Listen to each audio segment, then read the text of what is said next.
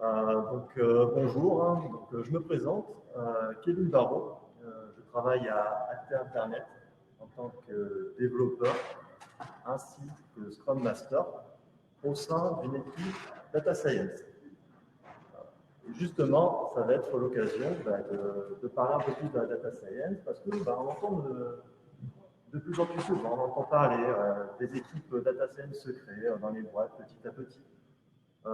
Et du coup, ce qui est différent, c'est que ces équipes-là, elles ne fonctionnent pas de la même manière que les équipes habituelles. C'est pourquoi je suis là pour finalement partager la manière dont on fonctionne au sein de notre équipe et les problématiques qu'il peut y avoir à travailler avec une telle équipe. Donc, évidemment, je vais commencer à vous parler. Hop, ça ne marche pas. Avec ça, on va passer. Hop, c'est pas grave. Donc, je vais commencer à vous parler de l'équipe dans laquelle je suis. Donc, on est 6 personnes, Marc, Pierre, Romain, Thomas, Jérémy et moi-même. Je rajoute notre product manager, Fabien aussi, qui, même s'il ne développe pas avec nous, participe grandement à ce que l'on produit, justement, parce que ce qui nous intéresse ici, c'est les produits que l'on sort. Donc, cette équipe, on pourrait se dire, tout se passe comme d'habitude, on a 6 personnes, on travaille en Scrum, voilà, il n'y a rien qui change, je ne vais rien vous apprendre à ce niveau-là. Ce qui est particulier dans une équipe Data Science, c'est qu'on va travailler sur beaucoup d'aspects. Au niveau de ces aspects, on va dire, premièrement, on a la modélisation, on peut avoir le travail ensuite d'industrialisation de ces modèles, ou alors de création d'interfaces, d'API pour les mettre à disposition de nos clients finaux. Et tout ça, ça demande beaucoup de travail. Et bien, tout ce travail, ça ne peut pas être fait par une seule personne et on va devoir le séparer, principalement, on va dire, en 2 aspects, une partie développement ainsi qu'une partie recherche. Donc, dans l'équipe, on a 3 personnes qui sont plutôt axées côté développement et 3 personnes qui sont plutôt axées côté recherche. Le problème, c'est que quand je dis qu'ils sont axés développement ou recherche, c'est que certaines personnes ne sont capables de faire que la partie développement et certaines personnes que la partie recherche, tandis que d'autres sont capables de faire un peu les deux. Ça veut dire qu'on se retrouve avec finalement des stories qui peuvent être pris par une personne, seulement 3 personnes, on va dire, dans l'équipe, et d'autres stories qui peuvent être pris par 3 autres personnes. C'est un peu embêtant, ça veut dire qu'on travaille un peu comme si on était 2 équipes. Du coup, on pourrait me dire, pourquoi vous ne travaillez pas avec 2 équipes finalement? Donc là, c'est un choix qu'on a fait dès le départ. Ce qu'on s'est dit, c'est qu'on veut produire des features, des fonctionnalités, quelque chose pour le client le plus rapidement possible. Pour le faire le plus rapidement possible, on a besoin, dès la recherche, de réfléchir à la partie développement, industrialisation, optimisation. Et de la même façon, lorsqu'on est sur la partie industrialisation, on va potentiellement avoir besoin de retoucher à nos modèles parce que ça ne correspondait pas directement à ce qu'on voulait. Et dans ce cas-là, il faut très vite agir pour pouvoir aller modifier. Ça, avec 2 équipes, on se prend les interactions finalement. Le fait que on leur dit est-ce que vous pouvez aller modifier ça? Ils ont utilisé d'autres choses, donc on va attendre. Une fois qu'ils ont fait, ça y est, on revient vers nous. Ça ne correspond pas directement aux besoins parce que nous, en fait, on a ça comme problème et on fait les allers-retours. Ça devient compliqué, on ne se retrouve plus. Voilà, donc c'est un choix qu'on a fait qui nous apporte des bénéfices ainsi que certains problèmes. Et des problèmes, on en a un grand nombre. Finalement, on le voit. Développement et recherche, ça ne marche pas ensemble, surtout que le développement, on va dire, c'est plus classique. On arrive assez facilement à prédire ce qu'on veut faire, alors que la partie recherche, ça va être énormément finalement de spike, d'essais. On ne sait pas combien de temps on va pouvoir arriver à un certain résultat et on a du mal à le faire fonctionner en même temps que cette partie développement. Donc Donc là, je vous explique déjà certains problèmes, mais ça, c'était des problèmes qu'il fallait voir au début. Et justement, comment on arrive à identifier ces problèmes? Bon, on est une équipe Scrum, on va dire, on fait de l'agilité depuis un petit moment. On sait que pour identifier les problèmes, en général, on le voit pendant la rétrospective. Et bien, justement, il y a une rétro qui est arrivée dans notre équipe. Et je vais en parler un petit peu. Rien de bien nouveau, mais celle-là nous a particulièrement marqué parce que c'est celle qui nous a permis de créer un nouveau processus, une nouvelle organisation au sein de l'équipe. C'est à partir de là que ça a démarré. Cette rétro, c'est le Squad Health Check Model.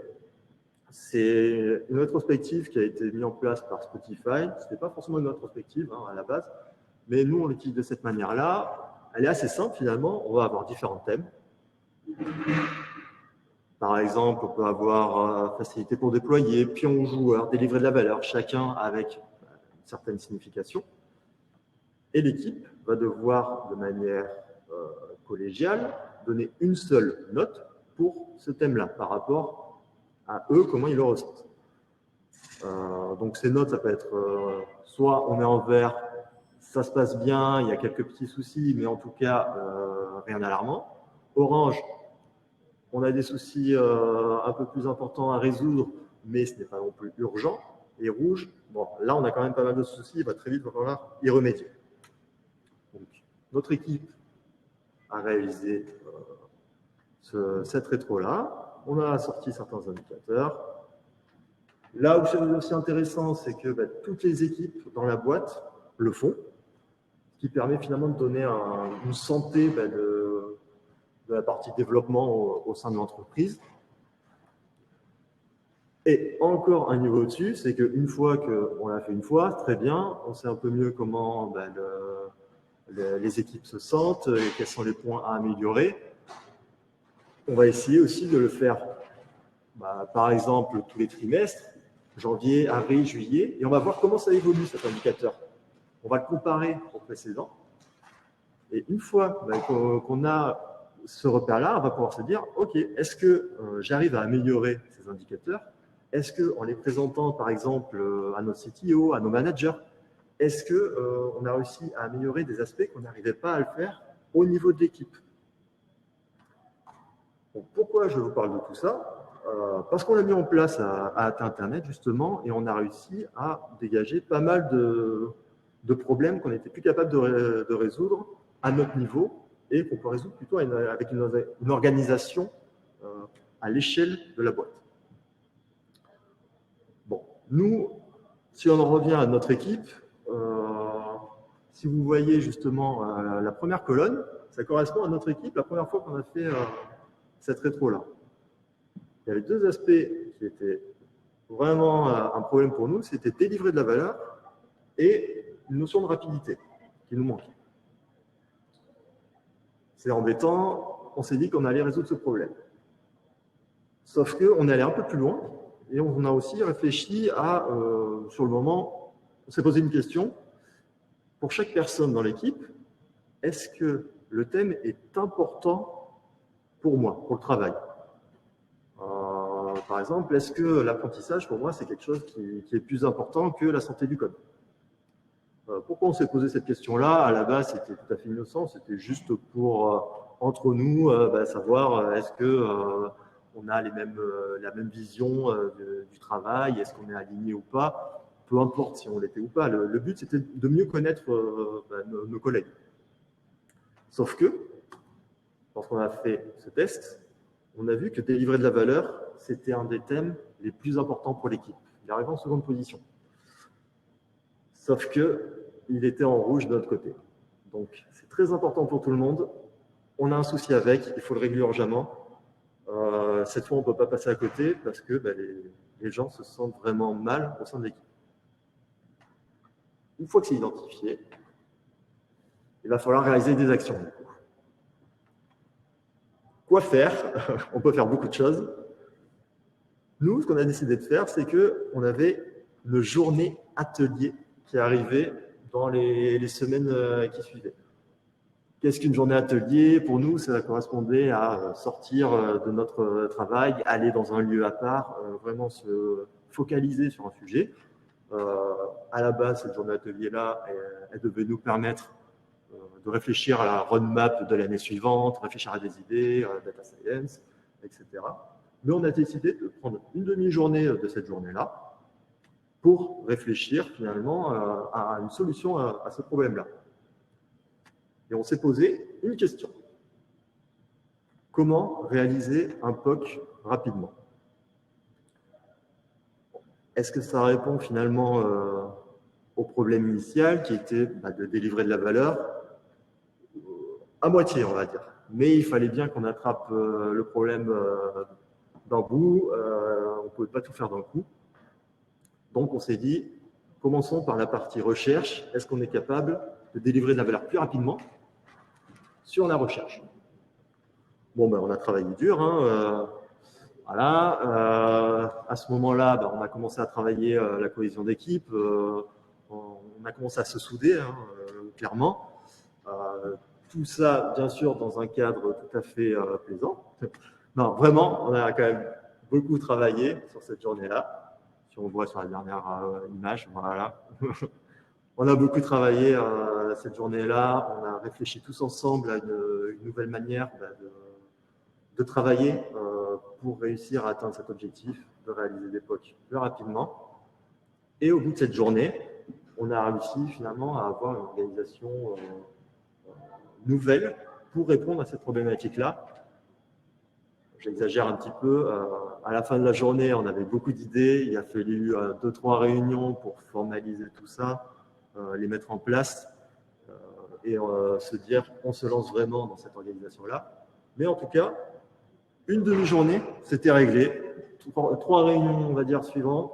On avait formalisé. Allez, on se lance. On essaye. De toute façon, on n'avait rien à perdre. Ça ne marchait pas actuellement, ce qu'on faisait.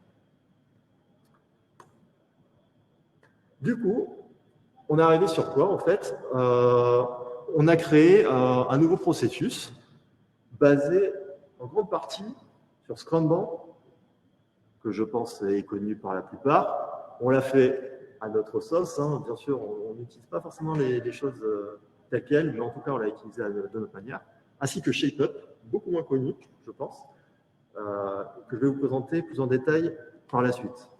Mais d'abord, commençons par Scrumban. Donc, pourquoi on est parti sur Scrumban? C'était pour résoudre surtout les problèmes d'adhérence entre la partie développement et la partie recherche. Quel est le problème qu'on avait avec cette double spécialité? On avait une double vélocité, en fait. Vu que certaines stories ne pouvaient pas être faites par la partie développement et d'autres par la partie recherche, il fallait forcément, quand on faisait notre sprint planning, séparer les vélocités pour dire, OK, la partie recherche, vous avez tant de points, la partie développement, vous avez tant de points. En plus de ça, on avait des personnes qui pouvaient faire les deux. Bon, du coup, on dit, tu travailles à moitié sur la recherche, à moitié sur le développement. Techniquement, c'est compliqué. Vraiment, dans un sprint, ça n'arrivait pas forcément souvent. Donc, ce que Scrumban nous a apporté, c'est on a supprimé cette double vélocité, étant donné qu'on a supprimé cette notion de recherche ou développement à faire rentrer dans un sprint. On n'a plus de sprint. Du coup, c'est la prochaine story qui est possible de faire par une personne, il va la prendre. Plus ce problème de double vélocité. Autre problème qu'on avait, c'était une difficulté à remplir le sprint. Qu'est-ce que je veux dire par remplir? Côté développement, on va dire, on n'avait pas forcément trop ce souci-là, mais côté recherche, on avait du mal finalement à estimer le story. Dire, voilà, ça va être tant de points par rapport à cette story-là qui en vaut tant. Oui, elles peuvent à peu près être équivalentes. Non, on ne sait pas si elles sont équivalentes vraiment. On est incapable de dire si ça va être plus ou moins long d'arriver au résultat final. Il peut y avoir quelque chose de caché dans la story qu'on ne peut pas voir, à part en la faisant. Comme je disais tout à l'heure, c'est plutôt des spikes en général. Donc, Même là, on ne peut pas donner une limite de temps ou quoi que ce soit. On a besoin des résultats, mais on ne sait pas en combien de temps on peut y arriver. C'était embêtant pour nous. Avec Scrumban, vu qu'on a supprimé ce sprint backlog, plus besoin de s'embêter à essayer de le remplir. Encore une fois, on va travailler sur les stories qui vont arriver sans avoir à essayer de chercher à le remplir, seulement la partie priorisation qui va primer. Donc, on fait partir cet aspect-là grâce à Scrumban. Et dernier point, il s'agit de la prédiction des prochaines stories. Qu'est-ce que j'entends par là? Je pense que là, pour ça, j'ai une vidéo qui est géniale, mais que vous n'allez pas voir. Vous allez voir des pixels, une bouillie, avec en plus, normalement, un peu de son. Donc, si vous voulez, je vous fais un peu les bruitages. Boum! Boum! Boum! Non, en fait, qu'est-ce que c'est? C'est un nautile. Quelle est sa particularité? Il avance tout droit, parce qu'il a les yeux en arrière, il ne sait pas où il va. Il avance. Il se prend un rocher, donc ça le fait dévier, et il continue d'avancer. Il se prend un rocher, ça le fait dévier, et il continue d'avancer. C'est super intelligent. Mais bizarrement, on travaillait exactement de la même façon en recherche. Ce qu'on faisait, c'est que quand on avait une story, pour pouvoir continuer, on avait besoin d'attendre le résultat de cette story. C'est le résultat de celle-là qui nous permettait de savoir sur quoi on allait partir. Problème, vu qu'on travaillait en Scrum, on avait un sprint. Quand on met la première story dedans et qu'on a besoin de ces résultats pour pouvoir faire la suite, on n'a pas beaucoup de choix. Soit on se dit, très bien, je mets quand même ma story, et vu que j'attends le résultat, j'attendrai la démo pour pouvoir ensuite voir est-ce que c'est bon ou pas. Et en fonction de la démo, on va ensuite dire on crée une prochaine story. Sauf qu'on perd toute la durée du sprint entre le moment où on a terminé cette story et au moment où on finit le sprint. Perte de temps, donc autre chose qu'on peut faire, c'est, comme je l'ai marqué, essayer de prédire les prochaines stories. Ok, on fait de la data science, mais ça, en fait, on a quand même du mal à le faire. On ne peut pas vraiment essayer de deviner le résultat de notre story. Et si on le fait, on crée une story en se disant « Ok, très bien, ça devrait continuer comme ça. » Et si ça fonctionne très, très bien, on continue. Mais si ça ne fonctionne pas, c'est soit une story perdue, on l'a mis, on le change, parce qu'il ne faut plus la faire, les résultats ne sont pas bons. Bon, la notion de sprint, on l'a un petit peu perdu si on travaille de cette manière-là. Ou alors, on se dit, il faut la modifier, on modifie un peu la story pour que ça corresponde à nos besoins. Encore une fois, ce n'est pas très Scrum dans l'esprit. Par contre, avec Scrumban, on n'a plus ce problème-là.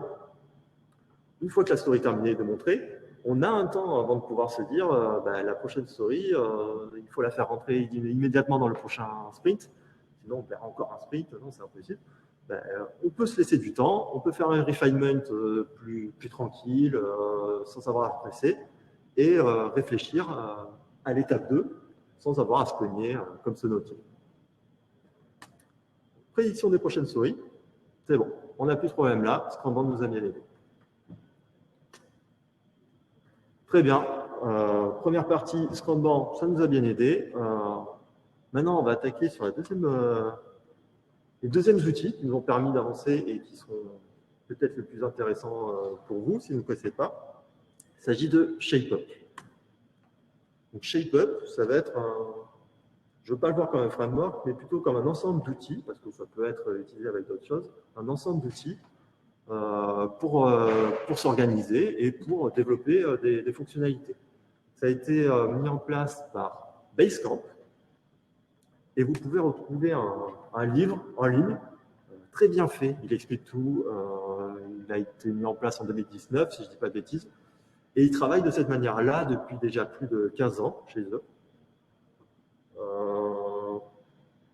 Ça vaut ce que ça vaut, mais en tout cas, on a utilisé leur méthode pour nous créer notre processus d'innovation pour arriver à créer des pôles plus rapidement. Je ne vais pas totalement rentrer dans les détails, mais on va voir que ShapeUp se divise en 3 phases. Une phase de shaping, où on va définir le problème et la solution envisagée. Tout ça fait par une équipe senior. Ensuite, on a la phase de betting, où là, on va présenter les sujets qui ont été shapés juste avant. On va les choisir pour savoir quels sont les prochains sujets sur lesquels on va travailler dans les équipes de développement. Et on va justement créer ces équipes de développement qui seront faites à chaque itération, à la volée, pour pouvoir travailler sur ces sujets. La dernière phase, ça va juste être maintenant réaliser les sujets qui ont été choisis lors de la phase de betting dans un temps imparti de 6 semaines. Rentrons dans les détails un petit peu et voyons voir ce que nous, on a pioché à l'intérieur de ces éléments-là. La première phase, la phase de shaping, elle consiste à, comme j'ai dit, définir le problème ainsi que sa solution par une équipe senior. C'est quelque chose qui change radicalement, c'est que là, le problème et sa solution sont définis pas par l'équipe qui va développer justement cette solution, mais par une équipe contenant plutôt des développeurs seniors.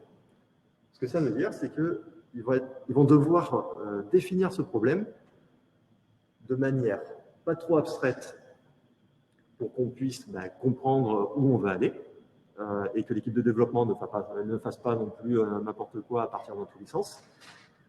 Mais dans l'autre sens, il ne faut pas que ce soit trop concret non plus, sinon l'équipe va être désengagée finalement vis-à-vis du sujet. Si on lui laisse aucune latitude, elle sera incapable de se projeter à l'intérieur de ce sujet-là et de s'approprier finalement les développements qu'il y aura à faire.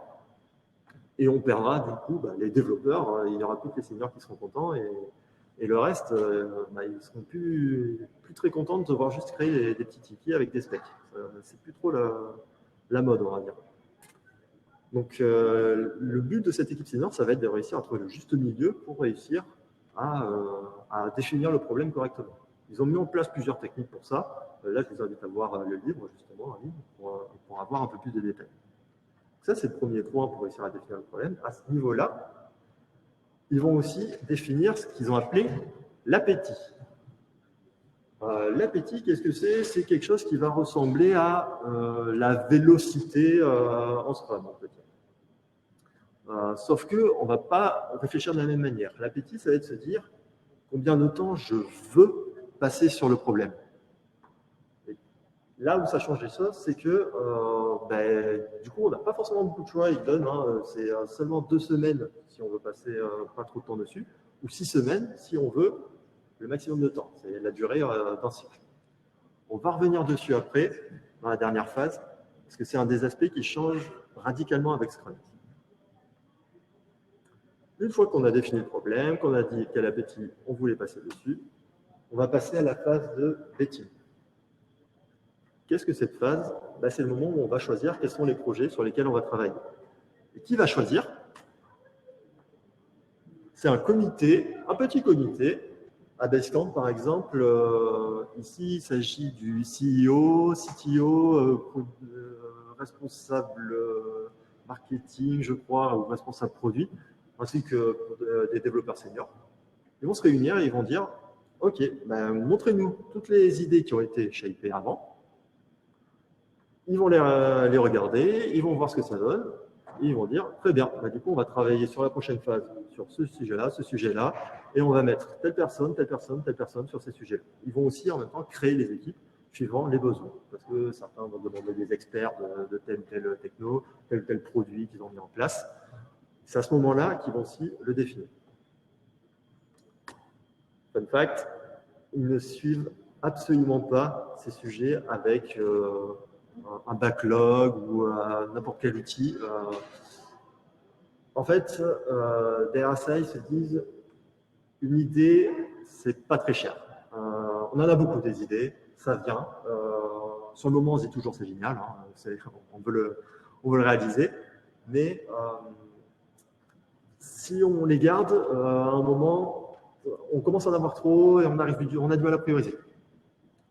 Alors que si on ne garde pas les idées, finalement, si on ne les stocke pas, à chaque phase de betting, des personnes vont devoir apporter les sujets. S'il n'a pas été choisi sur la dernière phase, quelqu'un qui est vraiment intéressé par une idée, il va la réapporter. Et ce sujet, lui, il l'a gardé sous le coude, il a dit, moi, je pense que c'est très important, et il va revenir avec à chaque fois, à chaque phase, en la modifiant si jamais il y a eu certains retours négatifs, par exemple, ou ils n'ont pas forcément très bien vu, ou alors c'est juste parce que ça a été pas priorisé par rapport à d'autres sujets plus importants sur le moment, mais en tout cas, la personne, si elle y croit, elle va revenir avec. Alors que si l'idée, bon, c'était juste sur le moment, ouais, c'était super génial, mais que finalement, derrière, il y a eu d'autres choses entre-temps, ben, elle sera naturellement perdue, personne ne va revenir la reporter et va venir la représenter sur une nouvelle phase. Donc c'est quelque chose qui change quand même radicalement par rapport aussi à ce que peut avoir dans Scrum avec la notion de backlog. Donc une fois que cette phase-là est terminée, on a nos sujets sur lesquels travailler. Ben, très bien, allons travailler dessus. Donc on arrive sur la dernière phase, la phase de building, où là, ben, les équipes qui ont été définies juste avant vont travailler sur les sujets qui ont été définis. Le temps qu'il leur est imparti pour travailler sur ces sujets, il est de 6 semaines. Ces 6 semaines sont fixes. C'est-à-dire que si au bout de 6 semaines, ça n'a pas été réalisé, c'est poubelle. Potentiellement, ça peut être d'autres sujets qui vont être mis en place pour le retraiter si besoin. Mais en tout cas, c'est une vraie deadline ici. Ça veut dire qu'on peut travailler en 6 semaines sur un sujet avec un gros appétit ou 3 sujets avec un petit appétit. Une fois que ces 6 semaines sont passées, les équipes ont le droit à 2 semaines de cool-down. Ces semaines de cool-down, c'est simple, l'équipe fait ce qu'elle veut. En réalité, quand je dis ce qu'elle veut, apparemment, côté ShapeUp, c'est plutôt pour faire de l'exploitation. En fait, ils considèrent que s'il y a un problème, si c'est un problème de production qui touche aux données, aux clients directement, on le résout automatiquement dès qu'il arrive. Si c'est un problème, on va dire, un peu à côté qui n'est pas urgent, ça peut très bien attendre 6 semaines pour être résolu. Et c'est durant cette phase de cooldown que les développeurs peuvent travailler sur ça, ils peuvent se former, ils peuvent essayer de nouvelles technologies, ils peuvent participer à des phases de shaping, parce que oui, c'est des développeurs seniors qui vont travailler dessus, mais en fait, ils vont travailler en collaboration avec d'autres personnes. Ce n'est pas tout seuls qui sont capables de réaliser ça. Même des développeurs peuvent travailler à ces phases. Là où je veux en venir, ce qui est très important sur la phase de building, c'est ces 6 semaines. Pour expliquer, pour voir la différence entre ShapeUp et Scrum sur cet aspect-là, je vais utiliser ce qu'on appelle le triangle de fer, si je ne dis pas de bêtises. C'est quelque chose qui a été utilisé pour comparer à la base le cycle en V et les méthodes agiles.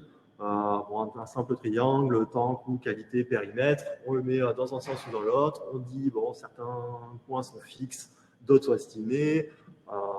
Maintenant, je crois qu'on utilise aussi ce triangle-là, on l'utilise dans un autre triangle pour dire on a une valeur, la qualité, enfin bref, on a des triangles dans les triangles dans les triangles, c'est génial. C'est très joli à voir. Ça ne nous aide pas forcément. Mais je vais le réutiliser pour expliquer la différence, la différence que peuvent apporter ces 6 semaines. Et pour ça, je vais poser le problème comme un problème d'optimisation.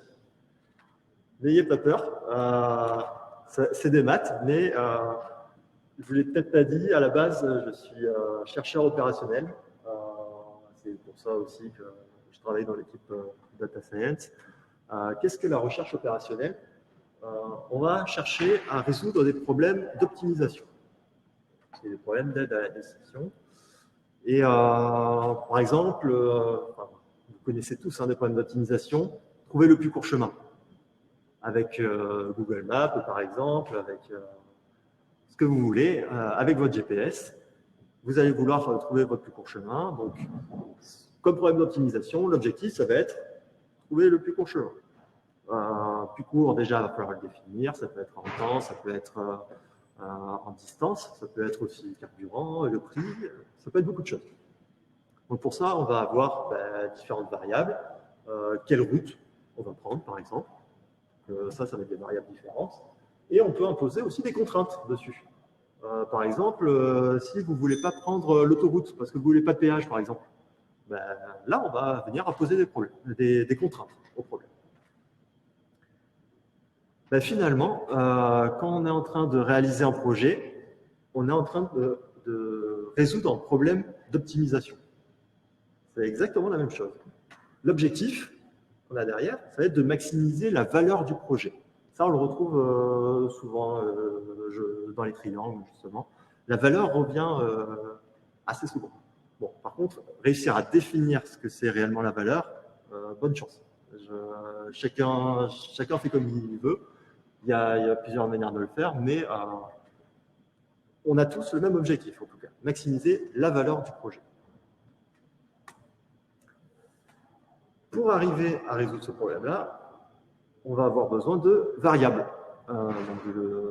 C'est des choses qui vont pouvoir bouger et qu'on va pouvoir utiliser à plus ou moins bon escient pour pouvoir faire modifier justement notre objectif et pouvoir essayer de le maximiser. Donc, pour ça, dans notre problème, on a des variables temporelles, des variables de coût, de qualité. Le périmètre fonctionnel, on a beaucoup de variables qui traînent derrière ça. En fait, ça correspond un peu à notre triangle là. Temps, coût, qualité, périmètre. Oui, c'est exactement ça. Il n'y a pas cette notion finalement de fixe, d'estimé. En tant que chercheur opérationnel, je ne la comprends pas. Par contre, moi, ce que je sais, c'est que ça, ce sont toutes des variables. On est capable d'agir dessus. C'est une chose de dire le temps, il est fixe. Non, le temps, il n'est pas fixe. Le temps, c'est variable. Hein. On est capable d'agir dessus. Par contre, là où je suis d'accord, c'est qu'on va pouvoir mettre des contraintes sur ces variables-là. Typiquement, ça va être finir le projet avant le 10 avril. Voilà. Ça, on est en train de mettre une contrainte forte, on ne peut pas le dépasser. Donc le problème, on ne pourra pas le résoudre si jamais ça dépasse. A contrario, on peut avoir des contraintes faibles. Par exemple, finir, si possible, avant le 15 mars. Là, ça veut dire que notre solution elle est optimale si on a réussi à finir avant le 15 mars. Génial, c'est ce qu'on veut. Par contre, on s'autorise quand même à aller plus loin, mais derrière, on va avoir un objectif qui est de maximiser la valeur du projet qui sera potentiellement moins bon. La solution sera moins bonne, mais en tout cas, on aura quand même une solution à notre problème. De la même façon, donc on a le budget, pareil, on peut dire je ne veux pas dépasser 5 000 €. Et par contre, en général, on dit je veux payer le moins possible. Hein. Ça, on le retrouve souvent, hein, bizarrement. Et de la même façon, pour le périmètre, on pourrait se dire je veux un MVP, obligatoirement. Je veux travailler sur ces aspects. Pourquoi je vous parle de tout ça? C'est que ShapeUp va apporter des notions différentes à ce problème. Juste en se posant une question. Quel est mon appétit? L'appétit qu'on a vu tout à l'heure, c'est est-ce que je vais résoudre mon problème en 2 ou 6 semaines? Est-ce que ça implique de se poser cette question? C'est qu'on va rajouter des variables. Automatiquement, on va se dire, est-ce que je vais faire une solution, qui sera faite en 2 semaines, mais qui sera potentiellement moins bonne, de moins bonne qualité, qui peut-être va coûter un peu moins cher quand même. On sait que ça prendra moins de temps. Ou la solution 2 qui est en 6 semaines, mais qui m'apportera plus de valeur parce que j'aurai une meilleure qualité dessus, mais par contre qui demandera un peu plus de coûts parce que je mettrai un peu plus de personnes dessus. Donc c'est ça que ça apporte. Si on n'ajoute que ça, le problème est plus complexe. Ça devient encore plus compliqué. Mais par contre, on a aussi des contraintes qui s'ajoutent. Et les contraintes, ça va être justement de choisir. Est-ce qu'on fait la solution 1 en 2 semaines ou est-ce qu'on fait la solution 2 en 6 semaines? Et ça, les contraintes, ça va faciliter notre problème. On va cette fois le couper. On va dire, on va le restreindre et on va essayer de trouver une solution en l'ayant restreint à ce niveau-là. Et là où ça change, c'est que Scrum, il n'a pas cet aspect-là. Ou alors, j'étais pas au courant, mais je crois pas que à aucun moment qu'on utilise cette méthode-là, on se pose la question, est-ce que je vais réaliser telle ou telle solution en fonction du temps qui m'est imparti?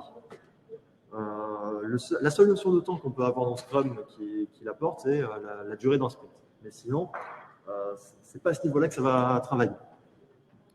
Est-ce que ça veut dire que ShapeUp est mieux en apportant ces variables et ces contraintes-là? Non, clairement. C'est juste qu'on est en train de définir le problème différemment.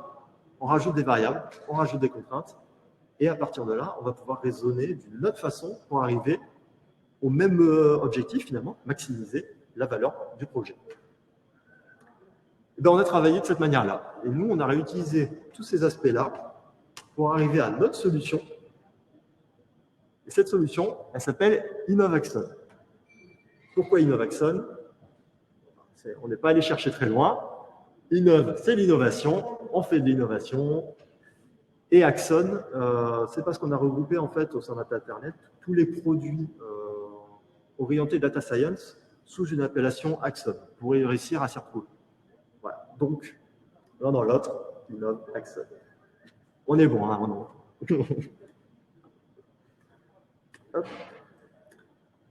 Donc, ce processus qu'on a mis en place pour réussir justement à créer des POC rapidement, on a réutilisé la partie ShapeUp. Donc, la première chose qu'on a dans notre processus, c'est l'idée. On va partir d'une idée. Ça, encore une fois, comme dans ShapeUp, on en a plein. Clairement, ça vient, il n'y a aucun souci de ce côté-là. Mais par contre, l'idée, il va falloir la faire avancer. Et on va la faire avancer pendant 5 phases. Et là, on va retrouver des phases qui ressemblent à ShapeUp.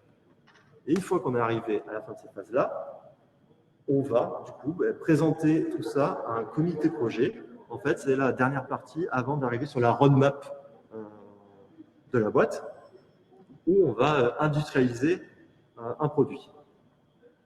Donc, commençons. Hein. Regardons la première phase. Cette idée, on va premièrement la décrire. On va chercher des cas d'usage.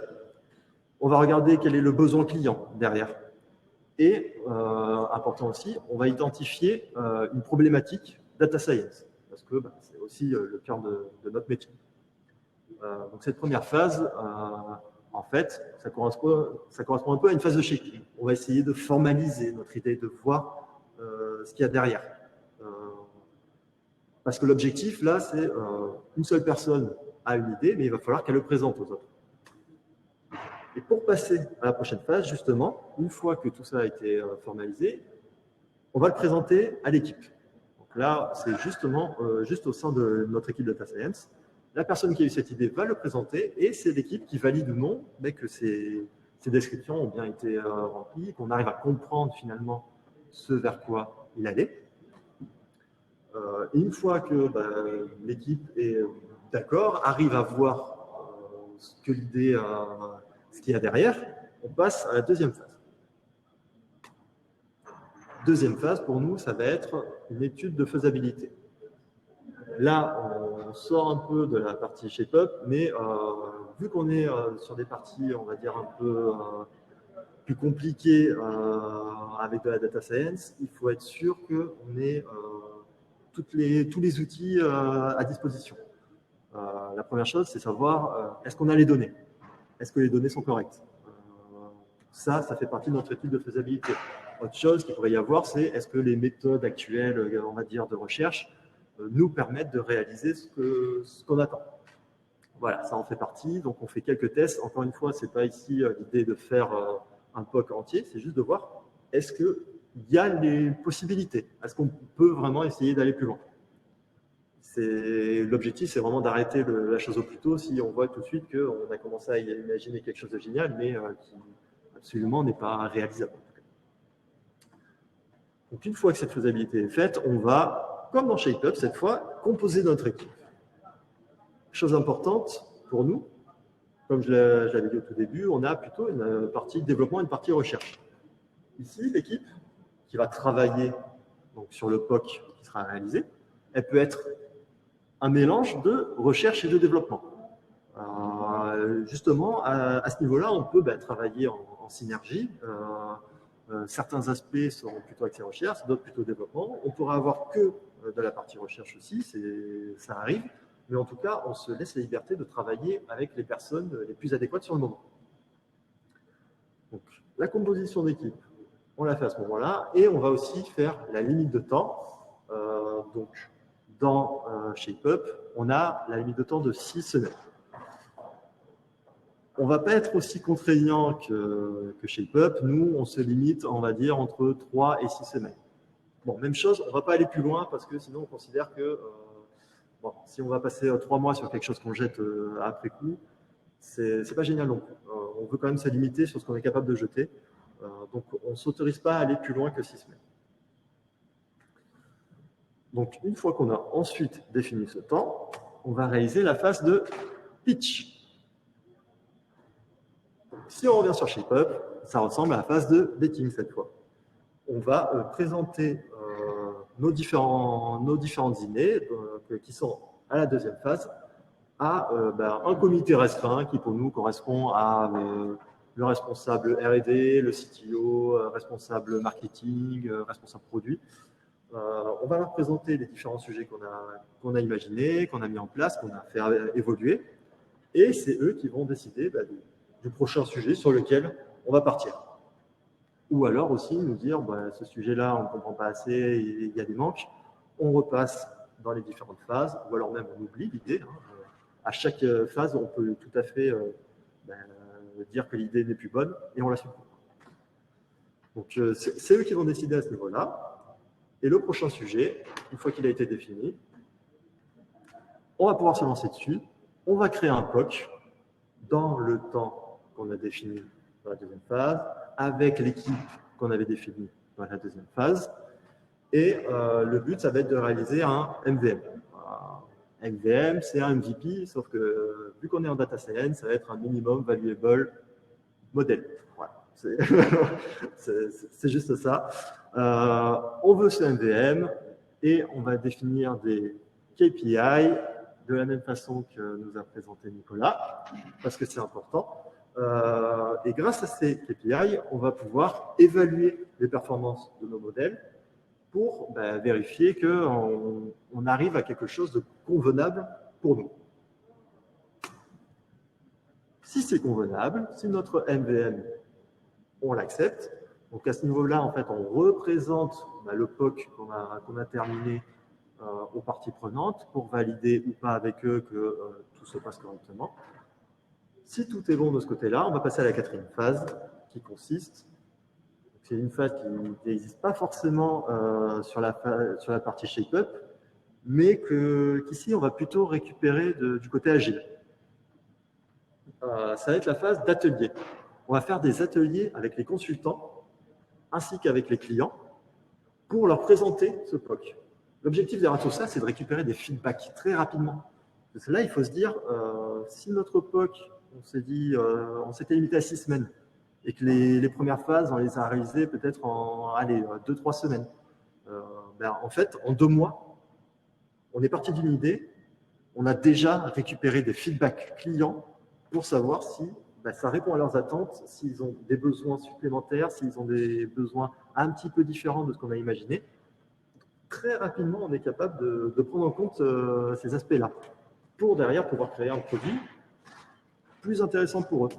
Donc, une fois qu'on a réalisé ces ateliers et que c'est validé par justement les consultants, par les clients qui nous ont fait leur retour, soit on les prend en compte, on va dire, pour la partie industrialisation, ou soit ils nous ont carrément tué le POC et ça ne les intéresse pas et on met ça à la poubelle, tout à fait possible aussi. Si, en tout cas, ça leur plaît, on va passer à la dernière phase qui va être de définir un produit à partir de ce POC, de voir ce qu'on peut faire avec. C'est là où on travaille beaucoup avec notre product manager, justement. Créer des maquettes autour de ça, si on a des interfaces, par exemple. Et on va pouvoir arriver avec ces objets-là au comité projet pour pouvoir leur présenter, pour arriver justement à créer un produit qui sera intégré à la roadmap et qui sera justement développé par l'équipe, par la partie plutôt développement. Par la partie développement, mais toujours avec le côté recherche. On travaille toujours avec les personnes qui font plutôt cet aspect-là, parce que justement, il va y avoir le modèle à retravailler potentiellement, il va y avoir des choses à améliorer encore une fois, à optimiser.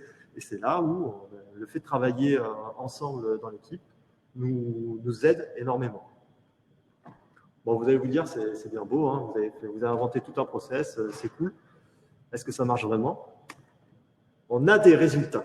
Il faut savoir qu'on a attendu 1 an avant de faire la présentation, parce que ça fait 1 an qu'on l'a imaginé, qu'on voulait déjà le présenter, mais sans résultat, s'il faut, c'était complètement nul, hein, ce qu'on avait inventé.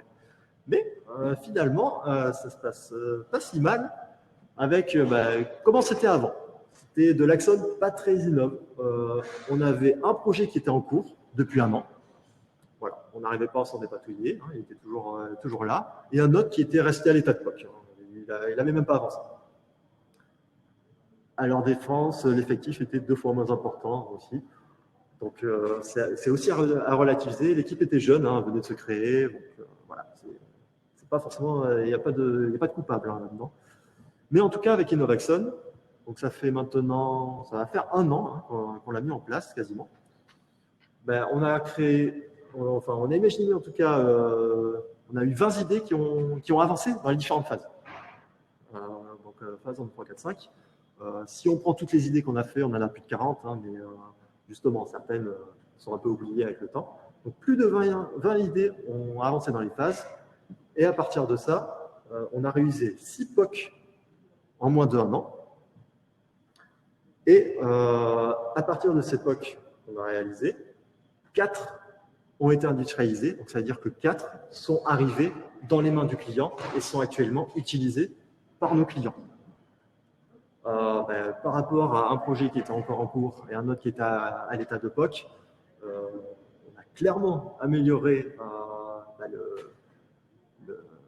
le contentement de nos clients. Et du coup, par la même occasion, nous, on a réussi à améliorer notre contentement avec une capacité à délivrer de la valeur de manière plus rapide, qui était beaucoup plus efficace que ce qu'on avait au début. Donc clairement, c'est approuvé. On valide totalement le processus. Évidemment, il y a des choses à améliorer. Encore une fois, nous, on le travaille constamment, on le met à jour hein, depuis 1 an. Et l'objectif aussi, c'est que là, on s'arrête au POC, on aimerait aller plus loin, et même la phase d'industrialisation, on aimerait essayer de changer de cette partie Scrum-Ban, parce que là, on travaille en Scrum-Ban sur la partie développement, et apporter un petit peu de shape-up finalement, qui nous semble bien sur la partie justement recherche, et qu'on aimerait aussi apporter pour toujours délivrer des produits plus rapidement. Et finalement, c'est l'objectif de tout le monde, être content dans ce que l'on fait. C'est tout pour moi. J'espère en tout cas que vous avez apprécié ma présentation. J'espère que je vous ai apporté de nouvelles choses, en tout cas à expérimenter, à réfléchir. Et si vous avez des questions, n'hésitez pas.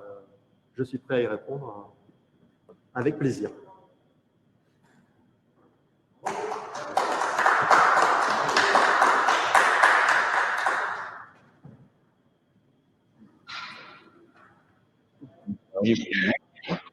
Potentiellement, j'ai mis le micro, je pense pas encore. Donc, on a 2 questions. Déjà, une première. Te semble-t-il possible d'utiliser ShapeUp dans des problématiques d'agilité à l'échelle ou ce modèle te semble-t-il plus adapté sur des sujets localisés?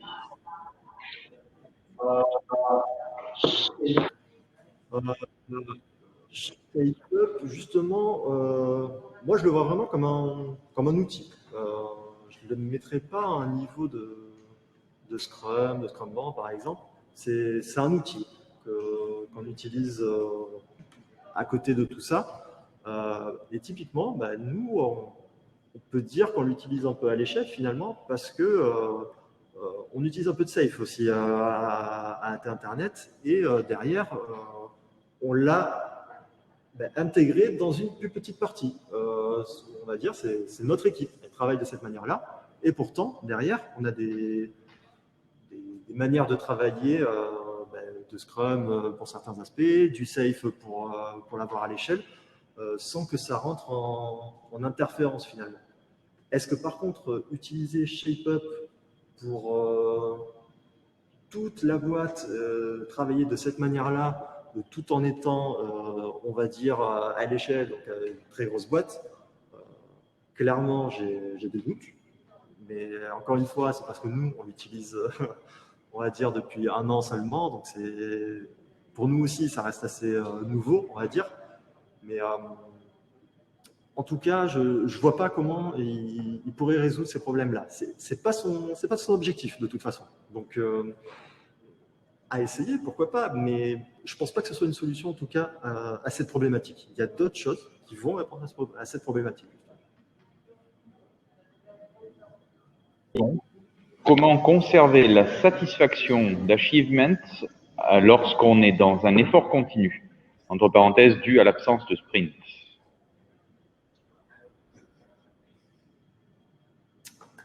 C'est vrai. Alors là, je suis tout à fait d'accord. C'est pour ça que justement, je n'ai pas forcément apporté l'aspect Scrumban, je ne l'ai pas totalement apporté. La seule chose qu'on a de vraiment Scrumban, c'est qu'on a supprimé le sprint planning. Clairement, on n'a fait que ça finalement pour passer, on va dire, de Scrum à Scrumban. On a gardé cette notion de démo, on a gardé cette notion finalement d'itération. Nous, on travaille plutôt sur 1 mois. Ça ne veut pas dire qu'on a un sprint d'1 mois, parce que les stories viennent petit à petit. Par contre, chaque mois, on sait qu'on fera une démonstration. Il n'y aura pas grand-chose, parce qu'on a fait des démonstrations pendant tout le mois. Mais par contre, ce mois-là, on sait qu'on va dire, OK, là, on a une démo. À la fin, on a une rétro aussi. On garde des cérémonies de Scrum. Et on a toujours ce côté de se dire, c'est bon, on a terminé, notre itération est terminée. On n'a pas forcément d'objectif qu'on a mis à un sprint, comme on aurait pu le faire avant, mais on sait qu'on a réalisé un certain travail pendant ce mois. Donc, c'est de ce côté-là qu'on a ce côté un peu achievement, avoir réalisé quelque chose. On ne l'a pas de la même façon qu'avec Scrum, mais on le garde de cette manière-là.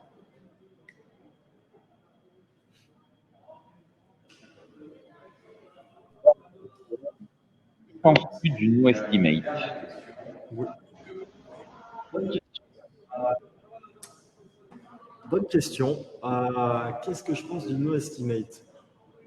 On ne l'utilise pas vraiment. Nous, on continue à faire des estimations. Pourquoi, en fait?